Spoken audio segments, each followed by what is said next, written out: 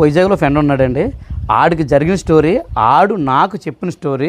వైజాగ్ వాడికి భీమవరంలో ఫ్రెండ్ ఉన్నాడండి. ఈ వైజాగ్ వాడు భీమవరం వాడు కలిసి హైదరాబాద్లో చాలా రోజులు వర్క్ చేశారట. అక్కడ వర్క్ అయిపోయిన తర్వాత వైజాగ్ వెళ్ళిపోయాడు, భీమవరం వెళ్ళిపోయాడు. కానీ ఇద్దరికి స్నేహ సంబంధాలు అలాగే ఉన్నాయి.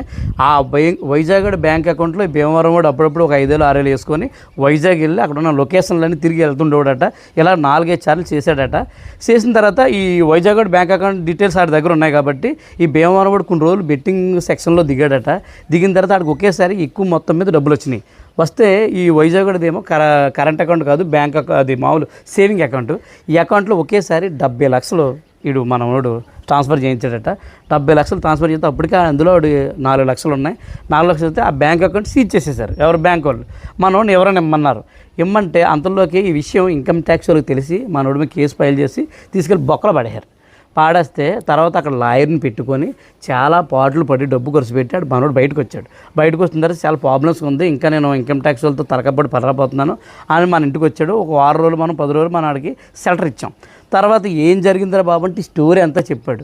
మరి నువ్వు ఎందుకు ఇచ్చావురా నీ బ్యాంక్ అకౌంట్ అంటే, అప్పుడు వాడు 5,000 4,000 వేసుకుంటూరా, దాని గురించి ఇచ్చాను, అనవసరంగా వాడు ఇలాంటి ఎదవని అనుకోలేదు అంటే, సరే మరి అడగరా అంటే ఒకసారి జీప్ వేసుకొని పెన్షన్ గట్ట పోగేసుకొని ఒకసారి భీమవరం వెళ్ళాడు. వెళ్ళిన తర్వాత అక్కడ కలిస్తే ఆడు సారీ తప్పు అయిపోయింది, మేము మామూలుగా ఒక 5 లక్షలు 6 లక్షలు వేద్దాం అనుకున్నాం కానీ అమౌంట్ ఎక్కువ వచ్చేసింది దాని గురించి అన్నట్టు. అయితే ఈ విషయం నువ్వు అక్కడ ఒప్పుకొని ఈ గొడవ ఏదో తేల్చుకో అని చెప్పేసి అన్నాడట. వాళ్ళు రాజీపడ్డారు. అయితే మన దాకా కొన్ని విషయాలు ఆపేశారు, ఎందుకన్నా నాకు తెలియదు. ఆ తర్వాత ఆడు బతుకు దేరు కోసం మళ్ళీ వేరే పనిలోకి వెళ్ళి అక్కడ బ్యాంక్ అకౌంట్ వాళ్ళ ఆవిడ ద్వారా బ్యాంక్ అకౌంట్ ఓపెన్ చేసుకొని ఆ అకౌంట్ వాడుకుంటూ ఇప్పుడు బతుకుతున్నాడు. అయితే ఈ కేసులు కూడా ఇంకా అవ్వలేదని చెప్పాడు నాతోటి. ఈ విషయం నేను మీకు ఎందుకు చెప్తున్నానంటే, గుడ్డిగా పెన్షన్ నమ్మి మీ బ్యాంక్ అకౌంట్లు ఇవ్వద్దు. ఇస్తే ఆడు మంచిడని చెడ్డ చెప్పలేము, ఈ రోజుల్లో నమ్మలేము. దాని గురించి ఏముందంటే ఆడు ఏదైనా అమౌంట్ కొట్టాడంటే చచ్చిపోతారు మీరు. దాని గురించి ఆలోచించండి. ఈ రోజులు అసలు బాగాలేదు. తొందరపడి ఎవరికి మీ ఫ్రెండ్స్ ఎవరికి బ్యాంక్ అకౌంట్లు ఇవ్వద్దు.